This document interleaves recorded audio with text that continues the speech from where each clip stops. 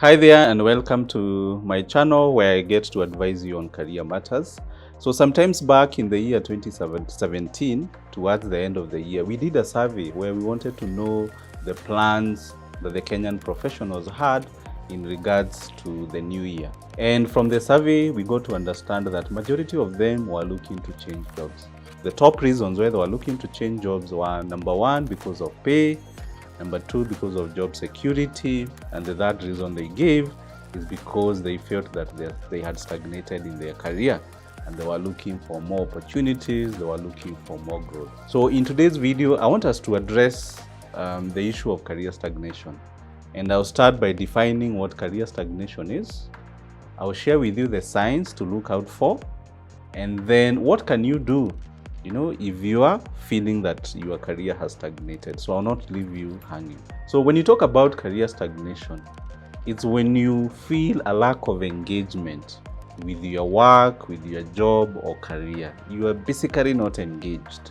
So even waking up in the morning, you feel it's a hassle.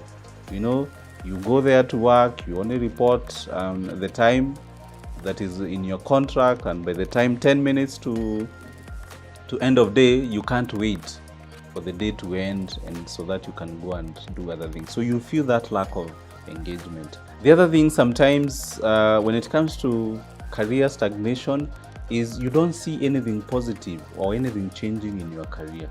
So you're looking back at the last 5 years and you're asking myself, what have I done? What is there to show, in my career?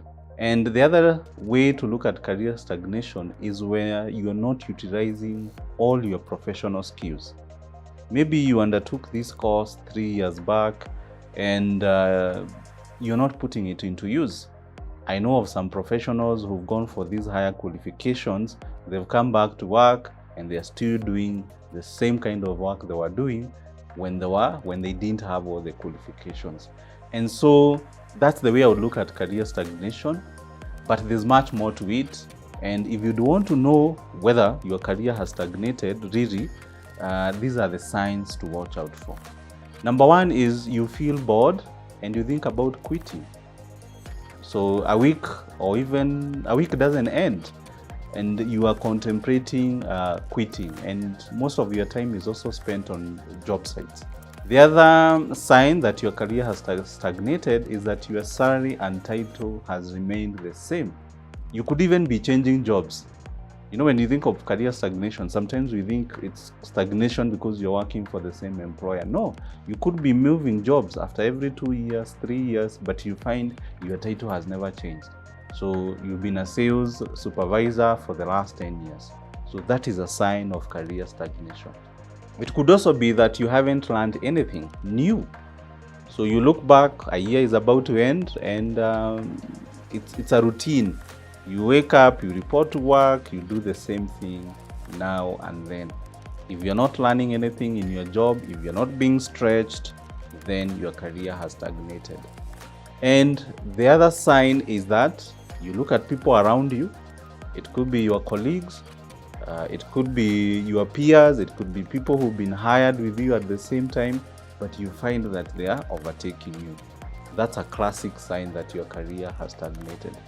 And lastly, whenever you feel angry, you feel defeated in your career, then just know that could be one of the symptoms that your career has stagnated, and the emotions now are coming out in form of anger, in terms of you feeling defeated, in terms of you feeling that things are not working out at all. So those are the major signs to look out for. And if you're in such a situation, then what would be my advice?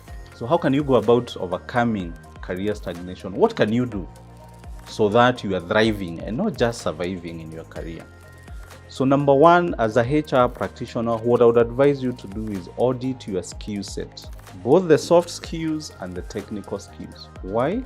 Because sometimes for us to grow, for us to get to the next level, is because we're offering something. So you have to look at yourself, especially in terms of technical skills. Are you competent in all areas? And if you're not competent, maybe that's the time to go for a short course. Maybe that is something that is time for you to go and learn on the job. Look at being able to increase your skill set, and especially skills, the experience. Reason being, having been a HR practitioner, a recruiter for the last 10 years, I see a lot of professionals focusing on qualifications, focusing on papers. And what they forget is papers don't do the job. It's the tangible experience that you have.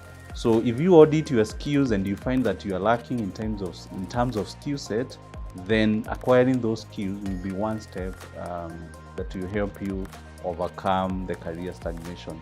And in terms of soft skills, think about the interpersonal skills, things like communication skills, your presentation skills, your emotional intelligence skills. It could be that those also are hindering you. You don't have those skills. Leadership skills, they could be hindering you. People might be looking at you and saying, this person is good, but they're only good at their job.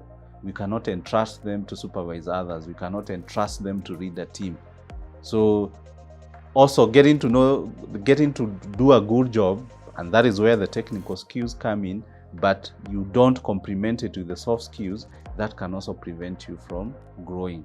And that is why auditing your skill set, so that you don't blame other people when it is you who is lacking. After you've audited your skill set and you've seen where you are lacking, then you've taken action, then I would encourage you to set a goal and sometimes even be ready to start small. I remember this one professional who I was helping, and he was working for a bank. So by the time he joined the bank, he was a BCom graduate. He had also done CPAs and other short courses relating to finance. But then when he joined the bank, he was hired as a bank clerk. So he never got to practice any finance skills. And so he worked there. He was even being promoted. He became a supervisor. I guess he also became an operations manager. But it came a point where he asked himself, why did I go and study CPAs? Why did I do this BCom? Because even my colleagues, the ones who are employed, they've not even specialized the way I have specialized. This individual made a difficult decision of now moving from banking to finance, but he had to pay a price for it. And I remember that time he was working for the bank, he was earning close to 280,000.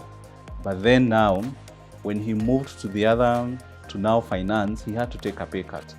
And I remember he started around 180,000. So, but the good thing, it worked for him. As you're watching this video, he's a financial controller somewhere. And I believe he's earning he's earning a 7-figure digit salary. So by being confident of taking a move, setting a goal and being able to even start small, that really worked for him. So even you, sometimes you have to take risks. It might mean you leaving that multinational. It might mean you leaving that NGO for a smaller organization that will give you the kind of experience that you are looking for. So be ready to set the goals, be ready to start small, because sometimes that's the only way that things work.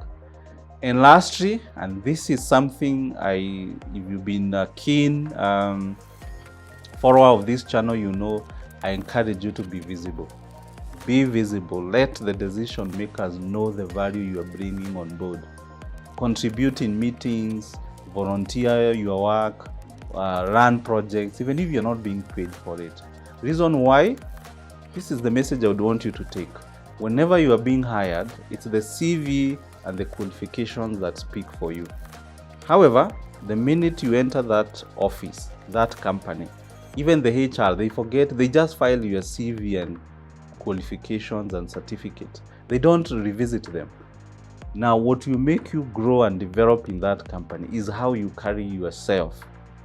Okay? So the more you are visible, the more people you look at you and say, wow, next time we are promoting someone, I think we should consider John. Because John has been going out of his way, he's a team player. So please don't be that person who does a good job and stops at that. You have to think of, how can I be visible? How can I network? How can I get other people to know me, even from other departments? So those are the few tips I had for you in terms of how to overcome career stagnation. So when it comes to career growth, when it comes to your own career, remember this. You have to invest in yourself and don't just rely on your employer. You have to take charge, and that way you will be assured of growth.